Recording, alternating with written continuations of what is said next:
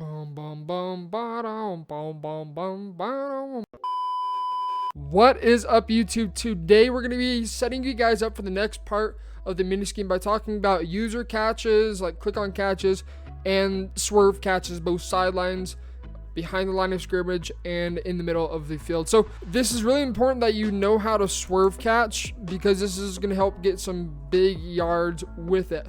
First, let's go ahead and get into strong close. The most difficult one is going to be a table route.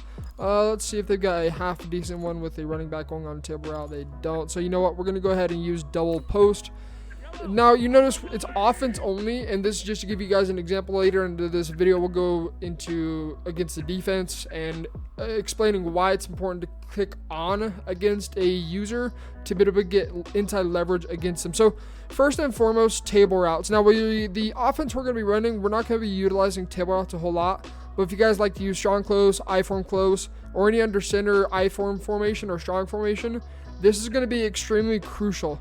Now, as I was saying earlier, this is going to be the most difficult one. I'm not actually going to run it on the wide side because it requires such a quick click on catch and run. So let's go ahead and motion this guy out. Very basic, very, very easy to swerve catch. What you do is you're going to go ahead and when you snap the ball, throw the ball, you're going to hit B, and then it's all in the left analog stick. It's kind of wiggle left and right. Kind of looks backwards to you guys. But click on, wiggle the left analog stick, and that's how you swerve catch. You cannot let the CPU, obviously, swerve for you. So you got to click on make the catch for you. Now, I'm not the best at swerve catching the table route, but you can see right there, a little baby swerve, and off to the races you go. Really, really simple.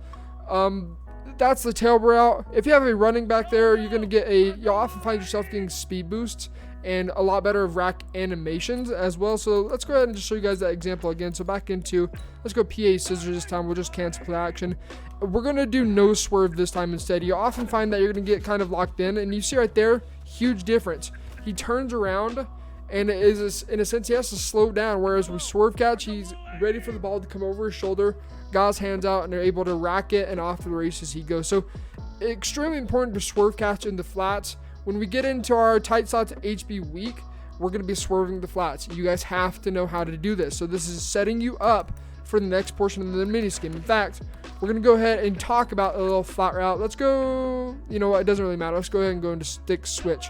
I'm going to go ahead and run the flat route to the wide side. It's easiest to run a swerve flat on the wide side of the field because you just have more space to work with. This is going to carry over to our mini scheme. So again, it's the same thing as if you were to be running in the table route. Snap the ball, throw the ball.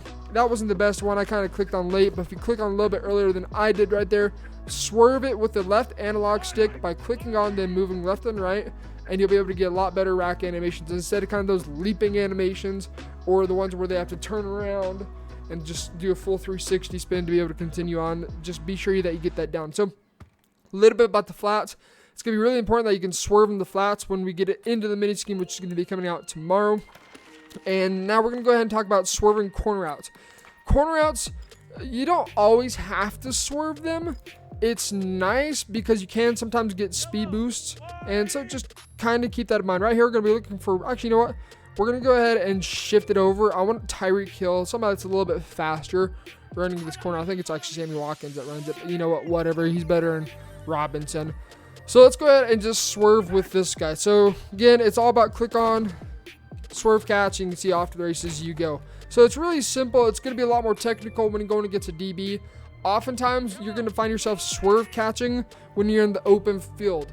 When we go against defenders, swerve catch is going to be slightly different because you're going to be using it to more so get leverage, inside leverage against the DB or the linebacker, whoever it may be, to try and get a better catching animation. Essentially, that's what swerving, all it is just getting a better rack animation. You can see right there, that wasn't the best one. We swerved a little bit late. But if you could swerve on time, hop into practice mode, offense only, you're going to get some speed boosts and off to the races you go. I want to try that one more time, and then we'll talk about sideline catches, little stop and goes on the sidelines, if you guys want to call it that. That's what I refer it to as. But right here, again, pass lead it up, swerve. That, again, just if we can get a little bit better pass lead to the outside, you're going to be able to swerve catch it a lot better. Now, let's go ahead and talk about sideline catches. This is kind of going to be random. I'll probably have to throw it late. But if you throw it late and you don't click on, often the result's going to be the wide receiver is just going to run out of bounds. In fact, let's go ahead and shift over so I don't have to keep flipping. The wide receiver is just going to run out of bounds, and it's going to be called an incomplete pass. Even if you get your 2 feet in bounds, the game's still going to call it incomplete. In fact, I'm going to show you guys.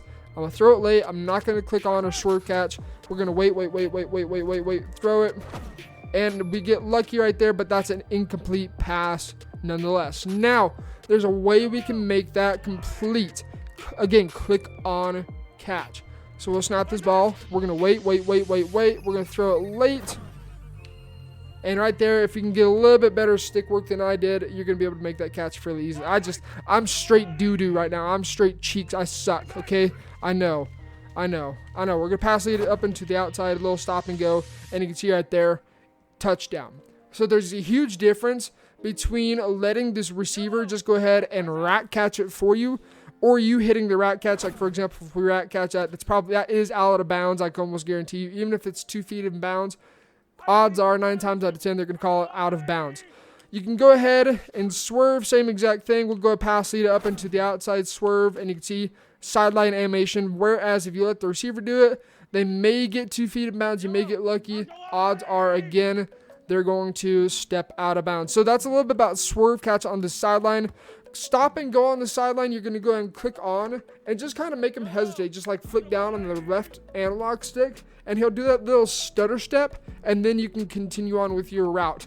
Be careful, just be very mindful that when you are swerve catching or rat catching or stop and go catching, you're going to have to continue the route for them. Otherwise, you're going to find that if we do something like this, let's go ahead and just stop and go, but we're not going to continue on. So bam, we're going to go ahead and stop and go. You see right there, the receiver no longer continues his route. Now it's actually an overthrow. It would have been a completed pass anyways. So be sure that when you click on, you're fully aware you're taking control of the receiver and the route that they're running. If they're running a post route and you stop and go a little bit to get a little bit better positioning, you have to realize you have to keep running towards the little target. That little bullseye is where the ball is going to land, essentially. So be sure that you're continuing the route that they have set their feet in order to get to the ball and make a better catch. Again, this is setting you guys up for the next part of the mini scheme that's going to be dropping. You have to practice this. There's no ifs, ands, or buts. If you don't know how to swerve catch, this mini scheme is going to be very difficult to run. Especially when we're making sideline catches. Now, we're going to go ahead and switch it over to where we have defense on the field as well. So we'll be right back and talk about leverage catches, how you can get better catches with leverage inside the DBs, and all this other good stuff also. So stay with us. All right, so now we're going to talk about leverage and how you can use these click on swerve catches, stop and go catches to get better positioning against a DB and find yourself getting some more ad catches as well. Now, do keep in mind this brings risks with it, because if you do mess up the route for some reason, you maybe think, hey, the receiver is going to continue the route for me. You got to get that out of your mindset. They won't. Once you click on, you move them, they're in your hands. They're in your full control. So let's go ahead. Let's go X dig real fast. I haven't used this play all too much, but let's go against a cover 3. We're going to try and force it into coverage and see if we can come down with the catch. Right there, bam, we'll force it. You can see right there, swerve catch. Easy leverage to the inside. That's what you need every single time for corner routes.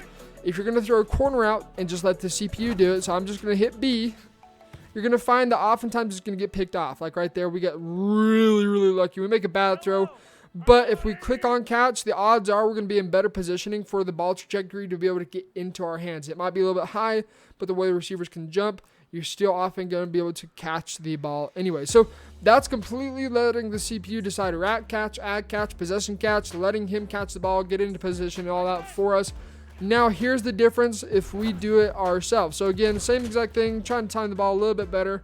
But you can see right there, click on catch. We get a little bit better inside leverage, and you're going to make the possession catch a lot more frequently. Again, this is crucial that you are getting used to click on catches in order to run any kind of offense that requires corner routes, which if you guys are passers, that's every offense. So be sure that you're getting used to this every single time, as you're going to find that if you don't click on, you're going to be throwing a lot more interceptions than if you were to click on.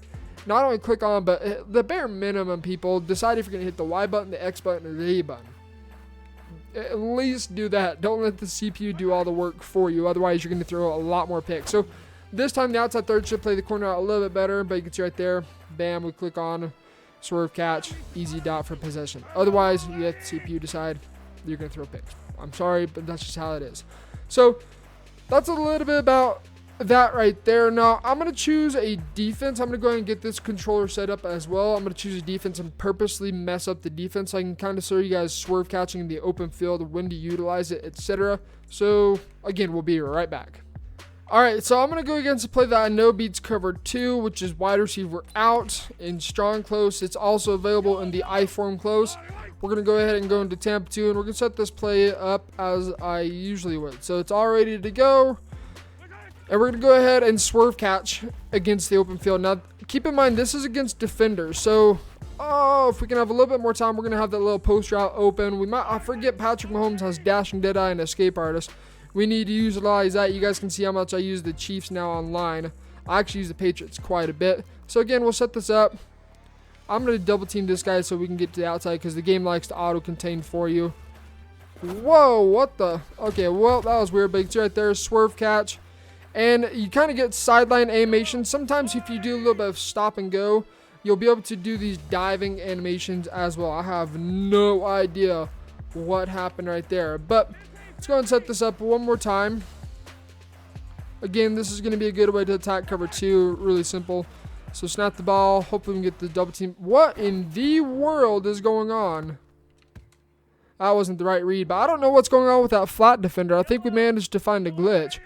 But if you find yourself in the open field and you notice there's a safety coming from behind, man, this is frustrating. What in the world? I think I found a glitch, fellas. I think I found a glitch.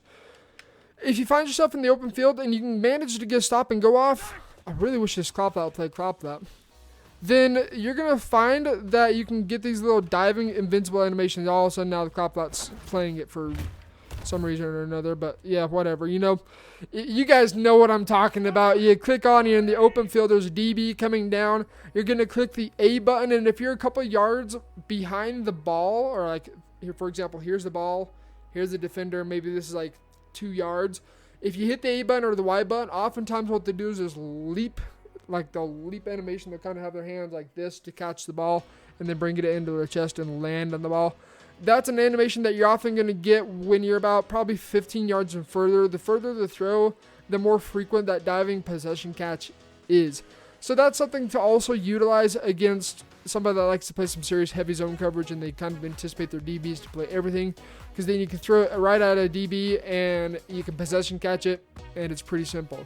So I just wanted to bring this video about swerve catching. Again, it's important that you guys set this up and you get used to it before you move on to the next part of the scheme that's going to be releasing tomorrow. You have to swerve catch. Like, you have to. I'm sorry, there's no reason that you shouldn't be swerve catching. You shouldn't know how to swerve catch, because this video is going to help you guys out with that to set you up for the next part of this mini scheme. So with that being said, if you're new to the channel, be sure you hit that subscribe button. Check out the links down below in the description for ebooks, shirts, and more. And until next time, get it in the lab. This has been T Meister. See ya.